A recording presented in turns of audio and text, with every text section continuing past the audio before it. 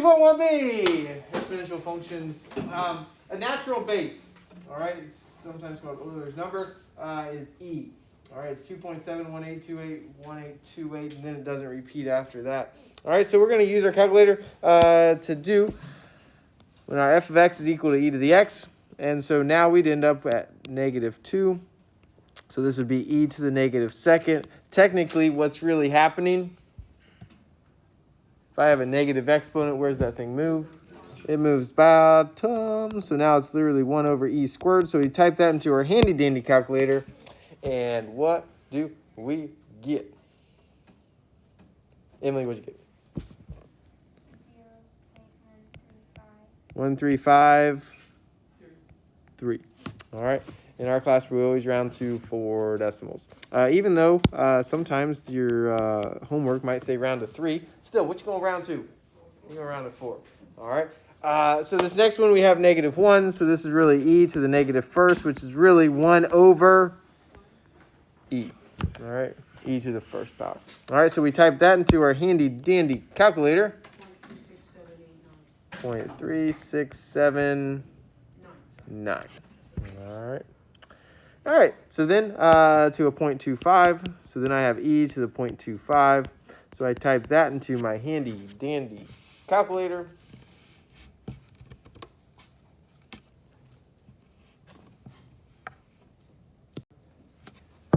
1.2840. All right. And then if I have a -0.3, this is really e to the -0.3. And so I'd end up with, okay, so 1 divided by e to the 0.3, which is equal to 0.7408. All right. And just like our regular exponential functions, where do our regular exponential functions cross the y-axis? At 1. Okay. And so if I have 2 to the x or 5 to the x or whatever, e to the x, it's still going to cross at 0, 1 normally, unless acted upon. All right. Compound interest. All right. So in our compound interest, we have this formula, and you're going to have to memorize that guy. So let's write him down. So if I end up having my P is my, anybody remember? Principal. All right, what does it mean to be the principal? The head of the school, what does it mean to be a principal? The amount of money you start with. All right, that's your principal amount. That's the amount you start with. And then you have 1, and then plus your rate, but your rate always has to be in what terms? Decimal term. So if I say 5% is my rate, that's really what?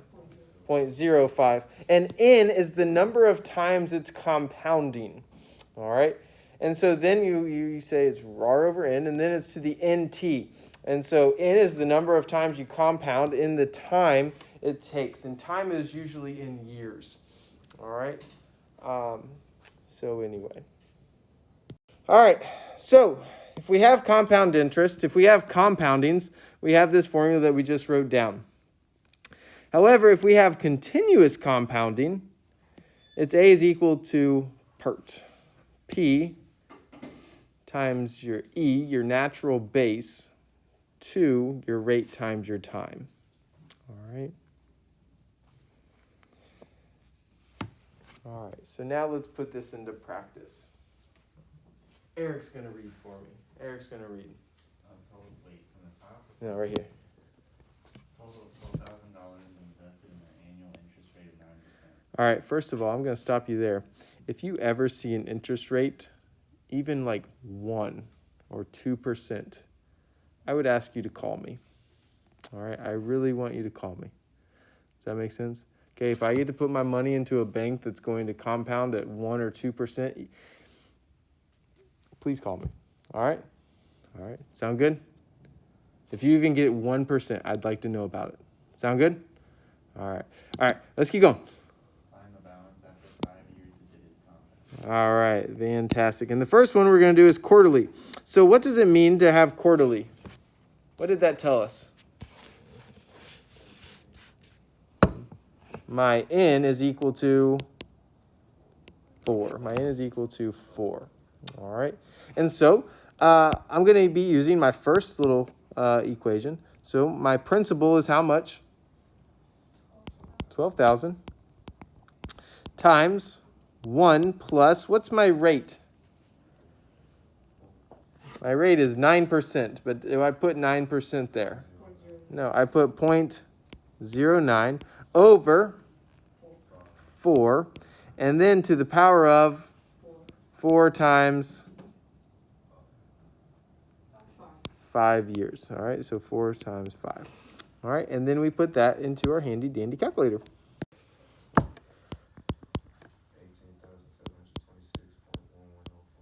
All right, 726 point what? 1104. Usually I tell you to round to 4 decimal places, right? However, I'm gonna take that off on this one. Why? Why would I only round to 2? Because it's money. Because now it makes sense. All right. All right. Let's do this next one. So now I have monthly. So my principal is still 12,000 times 1 plus my rate still of 0.09. Now I'm going to divide it by what? 12. And now I'm going to raise it to the power of 12 times 5. All right. So now I put that into my handy dandy calculator.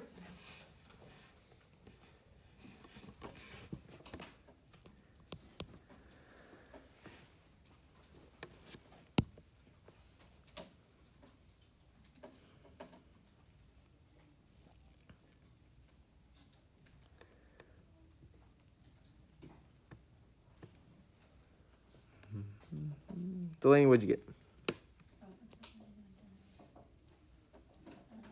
I got, 18,788.17 cents. Good. All right. All right. Now I say continuously. So if it's compounded continuously, do I use this original formula? No, I don't. I need to use the PERT formula. All right. So my principal is 12,000 still.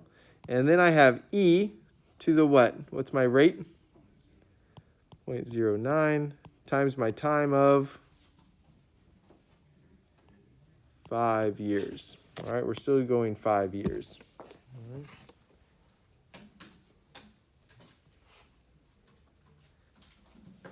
So I put that into my handy dandy calculator. And how much money would I have? Rayleigh, what'd you win?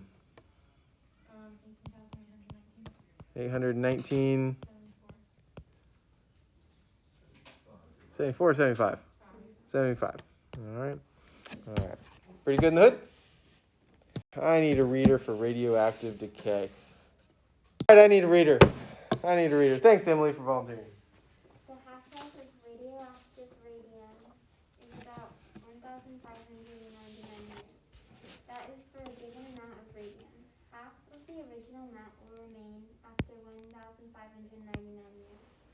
After another 1,599 years, 1/4 of the original amount will remain, and so on. Let Y represent the mass in grams of a quantity of radium. The quantity present after T years then is Y equals 25 times 1/2 to the power of T divided by 1,559. Good. All right. This 25. This 25 is kind of what we're starting with. All right. And then what's happening? It's a what life? It's a half-life. All right. And then it's a half-life every 1599. So that's why our time over 1599 is what we're putting as our exponent. All right. So that's where this thing is coming from. So what is the initial mass of this radium?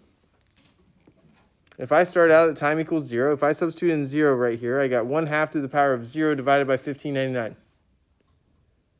So 1/2 to the power of 0 is what? 1. 1 times 25 is 25. So my initial amount that I'm starting with is 25.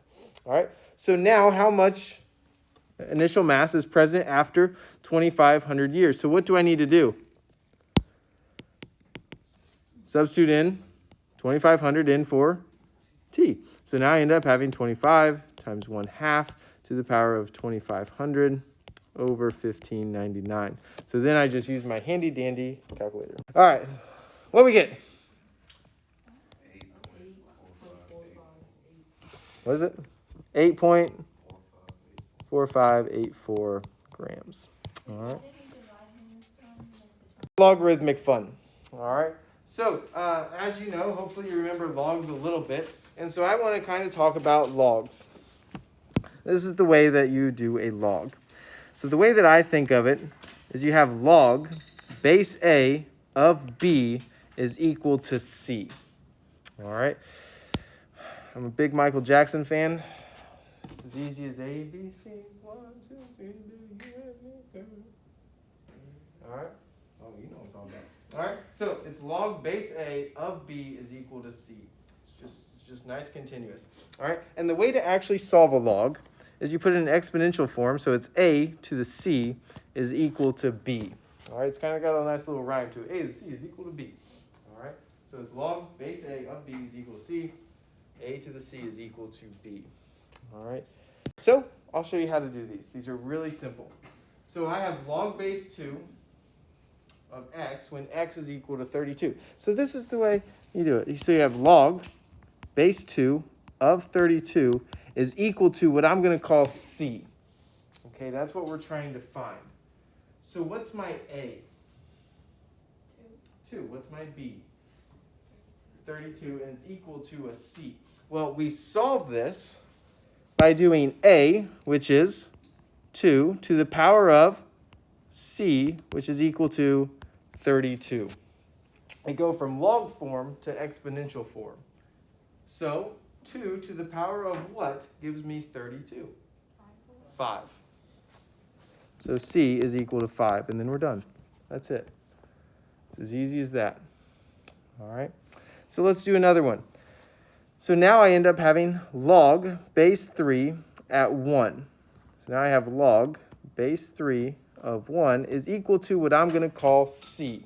It doesn't tell me what it is, so I'm going to call it C. So how do we solve a log? My A is 3. So now I have 3 to the power of C is equal to 1. So 3 to the power of what gives me 1? 0.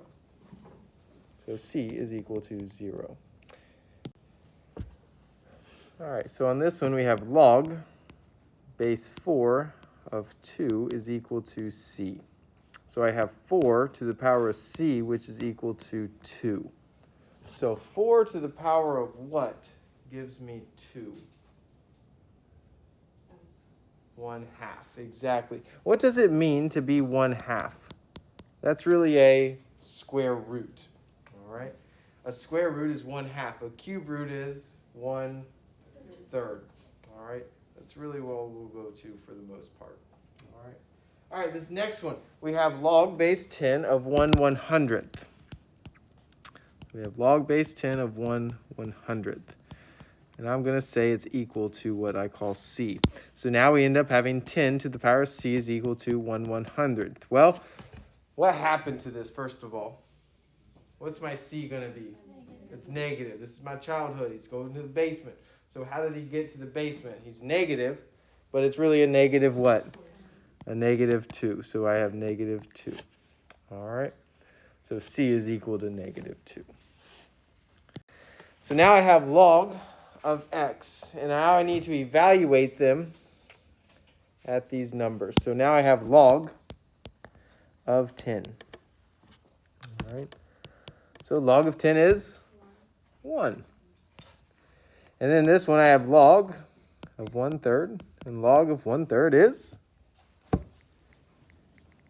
you guys can use your calculator.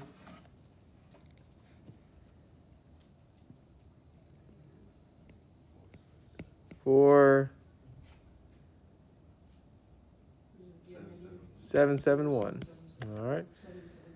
All right. And then this next one is at 2.5. So now I have log of 2.5. So I type that into my handy dandy calculator. And what do I get?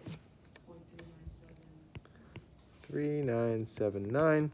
And then this next one, I have log of negative 2. Yeah, what do I get? Doesn't exist. It's an error. Y doesn't exist. It's a negative. This log is really a power of what? Or a base of what? If it just has a log, do you remember what the base is? It's a base 10. If it doesn't have a number, it's a log base 10. And so then I'd have it at negative 2. And I'm going to say equals c. Let's go our old school methods. All right. So how do I solve a log? It's a to the c is equal to b. So now I have 10 to the power c is equal to negative 2. Well, can I raise 10 to a power of something and give me a negative answer? I can't. So it's unsolvable. All right. Even if I have a negative exponent, that actually throws it to the basement. That's all it does. It can't be negative. All right. So that's why it doesn't exist. There we go. Right about.